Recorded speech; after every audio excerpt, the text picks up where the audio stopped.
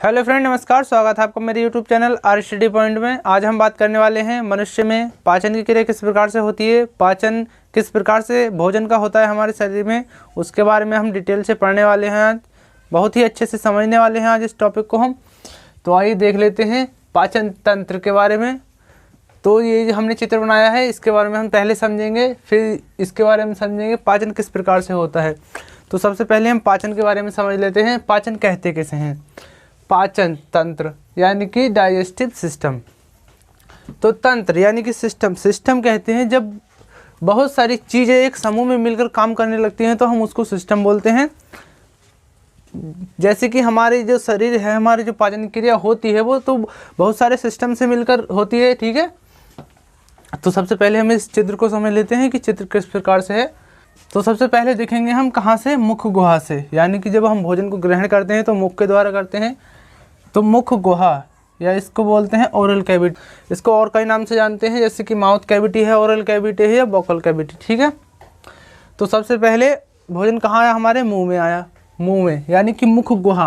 मुख गुहा, और गुहा का मतलब क्या है? यहाँ पे गुहा का मतलब होता है खाली जगह। तो हमारे मुंह की जो खाली जगह होती है उसको बोलते हैं हम गुहा, ठीक है। तो ये हो जाएगा मुख गुहा। मुख गुहा के बाद भोजन कहाँ से आएगा? मुख गुहा में आने के बाद भोजन, ये जो लार ग्रंथियाँ होती हैं हमारी मुंह के अंदर, वो इस भोजन में लार छोड़ती हैं ताकि भोजन अच्छे से पच सके, ठीक है। मुख गुहा के बाद ये ग्रसनी से होता हुआ ग्रास नली में आ जाता है। ग्रास नली को जो बोलते हैं हम वो बोलते हैं फूड पाइप। ग्रास नली को क्या बोलते हैं हम? फूड पाइप भी बोलते हैं, ठीक है। फूड पाइप, ग्रास नली को फूड पाइप, ठीक है। यहाँ से यहाँ तक का जो होता है इसको क्या बोलते हैं? Food pipe. फूड पाइप में भोजन रहता है।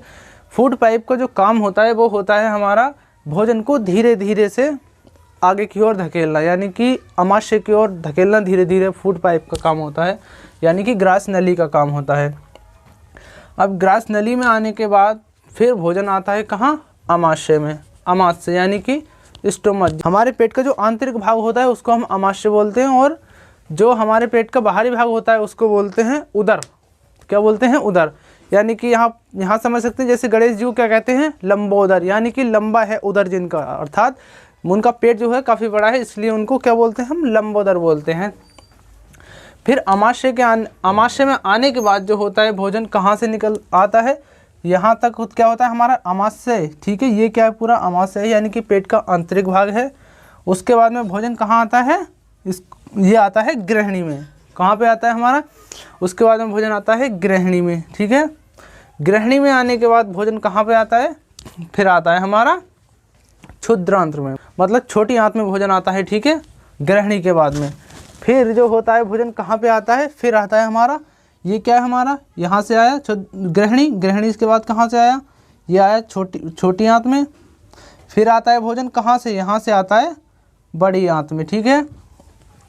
बड़ी आंत में आने के बाद फिर भोजन आता है कहाँ पे? फिर आ जाता है मलाशय में। भोजन जो होता है वो इकट्ठा हो जाता है पाचन की सभी क्रिया होने के बाद में। फिर मलाशय में आने के बाद भोजन आता है कहाँ पर? हमारा गुदा के द्वारा बाहर निकल जाता है, यानी कि एनस के द्वारा वो बाहर निकल जाता है भोजन। अब इसके बारे में हम समझ लेते हैं पाचन की क्रिया किस प्रकार से होती है, ठीक है। तो सबसे पहले समझ लेते हैं आहार नाल के बारे में। तो आहार नाल मतलब जब हमने भोजन ग्रहण किया और उसके बाद में भोजन एनस के द्वारा बाहर निकला, यहाँ से लेकर यहाँ तक की जो क्रिया होती है वो काय में होती है, उसको क्या बोलते हैं हम? उसको हम आहार नाल बोलते हैं। मतलब जब भोजन हमने ग्रहण किया और जब तक हमारे शरीर में रहता है तब तक कहाँ रहता है? आहार नाल में रहता है, ठीक है। तो आहार नाल की जो लंबाई होती है 32 फीट होती है, लगभग 9 मीटर के लगभग में होती है। आहार नाल के बारे में समझ लेते। तो देखो, सबसे पहले भोजन हमने कहाँ से ग्रहण किया? मुख से, ठीक है। फिर ग्रसनी से होता हुआ कहाँ पे आया भोजन? ग्रसनी से होता हुआ कहाँ पे आया? ग्रास नली, यानी कि फूड पाइप जिसको बोलते हैं, वहाँ पे आया। फिर आया भोजन कहाँ पे? आमाशय में आया, यानी कि पेट का जो आंतरिक भाग होता है उसको आमाशय बोलते हैं। आमाशय में आया। फिर भोजन कहाँ पे आया? ग्रहणी में। कहाँ पे आया? ग्रहणी में। फिर आया क्षुद्रांत्र, फिर बृहद्रांत्र, मलाशय, फिर एनस यानी कि गुदा के द्वारा वह बाहर निकल गया। अब पाचन में कुछ ग्रंथियों की बहुत महत्वपूर्ण भूमिका होती है, जैसे कि यहाँ पे समझ लेते हैं पाचन ग्रंथियों के बारे में। तो सबसे पहले हमारे मुंह में क्या पाई जाती हैं, लार ग्रंथियाँ पाई जाती हैं। सबसे पहले मुंह में क्या पाई जाती हैं, लार ग्रंथियाँ पाई जाती हैं, जहाँ पे आप समझ सकते हैं ये क्या है, लार ग्रंथियाँ हैं। फिर जठर ग्रंथि के बारे में समझ लेते हैं। जठर ग्रंथि कहाँ पाई जाती है, हमारी अमाशय में पाई जाती है, यानी कि स्टोमच में पाई जाती है। जो पेट का आंतरिक भाग होता है उसको अमाशय बोलते हैं। फिर उसके बाद में लीवर पित्ताशय है, फिर है अग्नाशय, फिर है आंत्र ग्रंथि, यानी कि हमारी आंत में भी ग्रंथियाँ पाई जाती हैं। छोटी आंत और बड़ी आंत दोनों में ग्रंथियाँ पाई जाती हैं। इसके बाद इसको समझ लेते हैं हम, ये क्या है, तो ये जो पत्ती के समान दिख रहा है आपको, इसको बोलते हैं हम अग्नाशय। और ये क्या है हमारा, पित्ताशय। और ये जो स्ट्रक्चर है ये है हमारा किसका है, ये है लीवर का, ठीक है। और लीवर, तो जो पित्ताशय की नली है उसको क्या बोलते हैं हम, पित्त नली बोलते हैं, ठीक है। अब पाचन के बारे में समझ लेते हैं, पाचन का मतलब क्या होता है। तो पाचन का जो मतलब होता है वो होता है, कोई जटिल पदार्थ होता है उसको सरल पदार्थ में बदलना क्या कहलाता है, हमारा पाचन कहलाता है। कोई जटिल पदार्थ होता है उसको सरल पदार्थ में बदलना पाचन कहलाता है। अब किस किस चीज़ का पाचन होता है, किस किस चीज़ का पाचन नहीं होता, उसके बारे में समझ लेते हैं। तो जल, विटामिन तथा खनिज बहुत छोटे होते हैं। जल, विटामिन, खनिज जो होते हैं वो बहुत छोटे होते हैं, तो इनका पाचन नहीं होता है। और इनका सीधा अवशोषण होता है, यानी कि ये सीधे सोख लिए जाते, सीधे एब्जॉर्ब कर लिए जाते हैं। पाचन एक फिजिको केमिकल प्रक्रिया है। पाचन क्या है, एक फिजिको केमिकल प्रक्रिया है, यानी कि जब हम भोजन को चबाते हैं तब तो होती है वो फिजिकल, और जब भोजन में लार छोड़ते हैं ग्रंथियाँ तब वो हो जाती है केमिकल, ठीक है। तो ये जो पाचन की प्रक्रिया है या क्रिया है उसको बोलते हैं हम फिजिको केमिकल प्रक्रिया, ठीक है। पाचन का मुख्य कार्य क्या है, पाचन का भाई कार्य भी होना चाहिए ना। पाचन का जो कार्य है तो वो है भाई भोजन से ऊर्जा का निर्माण करना। पाचन का जो कार्य है भोजन से ऊर्जा का निर्माण करना। अब ग्रंथियों के बारे में थोड़ी बात कर लेते हैं, यहाँ से समझ लेते हैं हम। माउथ, ये क्या है हमारा, माउथ, यानी कि मुख गुहा। तो माउथ के बारे में अभी हमने बताया था वहाँ पे, मुख गुहा के बारे में। मुख गुहा को माउथ कैविटी, ओरल कैविटी और वोकल कैविटी के नाम से जाना जाता है, ठीक है। अब जो हमारे माउथ में होती है वो 3 जोड़ी ग्रंथियाँ पाई जाती हैं, 3 जोड़ी लार ग्रंथियाँ पाई जाती हैं। और ये ग्रंथियाँ प्रतिदिन लगभग 1.5 लीटर लार का निर्माण करती हैं। अगर हम इसको बोतल में स्टोर करेंगे तो लगभग 1.5 लीटर के लगभग में होता है, ठीक है। तो ग्रंथि के बारे में बात कर लेते हैं। सबसे बड़ी ग्रंथि कौन सी होती है, वो होती है पैरोटिड ग्रंथि। सबसे बड़ी ग्रंथि होती है पैरोटिड ग्रंथि, जो कि सांप में जहर का काम करती है। सांप में जहर कौन सी ग्रंथि बनाती है, वो बनाती है हमें पैरोटिड ग्रंथि।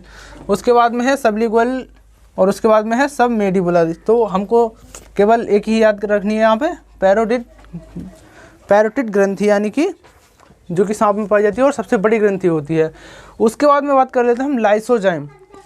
लाइसोजाइम, तो हमारे मुंह में एक ग्रंथि पाई जाती है जिसको बोलते हैं हम लाइसोजाइम। लाइसोजाइम का क्या काम होता है, लाइसोजाइम का जो काम होता है वो होता है जीवाणुओं का नाश करना। कभी कभी क्या होता है, हम कुछ गंदा खा लेते हैं तो उसमें बहुत से जीवाणु होते हैं, कीटाणु होते हैं। तो जो लाइसोजाइम होता है उन कीटाणुओं को हमारे मुंह में ही ख़त्म कर देता है, यानी कि जीवाणुओं को वहीं मार देता है हमारे मुंह के अंदर ही, ठीक है, लाइसोजाइम। बात कर लेते हैं टॉयलिन और डाइस्टोरेज। टॉयलिन और डाइस्टोरेज के बारे में। तो टॉयलिन जो है, टॉयलिन और डाइस्टोरेज का जो काम होता है वो स्टार्च का पाचन करना होता है, यानी कि मंडी या चोकर। चोकर किसको कहते हैं, जो अनाज के ऊपरी भाग होता है, अनाज का छिलका जो होता है उसको बोलते हैं हम चोकर का पाचन करता है। टॉयलिन अगर नहीं बनेगा तो चोकर का पाचन नहीं हो सकता, ठीक है। तो भोजन का अच्छी तरीके से पाचन होने के लिए चोकर का भी बहुत आवश्यकता होती है, चोकर का भी बहुत आवश्यकता रहती है। क्योंकि अगर हम आटे से पूर्ण तरीके से चोकर निकाल देते हैं, यानी कि जो छिलका होता है अनाज का वो निकाल देते हैं, तब क्या होता है वो मैदा बन जाता है, और मैदे का अच्छी तरीके से पाचन नहीं हो पाता है। तो इसलिए जो हमारे पाचन में है चोकर की बहुत महत्वपूर्ण भूमिका है। उसके बारे में हम बात कर लेते हैं म्यूकस। म्यूकस किसको कहते हैं, तो म्यूकस जो होता है भोजन को चिपचिपा बनाता है। भोजन को चिपचिपा कौन बनाता है, वो बनाता है हमारा म्यूकस, ठीक है। भोजन को चिपचिपा बनाता है म्यूकस। अगर भोजन चिपचिपा नहीं होगा तो भोजन को पचने में बहुत ही दिक्कत होगी और भोजन अच्छी तरीके से नहीं पच पाएगा। तो आप इस वीडियो में समझ सकते हैं कि किस प्रकार से हमारे शरीर में पाचन होता है और कितनी ग्रंथियां काम करती हैं और किस तरीके से पाचन होता है स्टेप बाय स्टेप। तो वीडियो पसंद आए तो लाइक करें, शेयर करें और चैनल को सब्सक्राइब कर लें ताकि हर एक वीडियो का नोटिफिकेशन आपके पास पहुंच सके सबसे पहले। मिलते हैं एक और नई वीडियो के साथ, तब तक के लिए जय हिंद।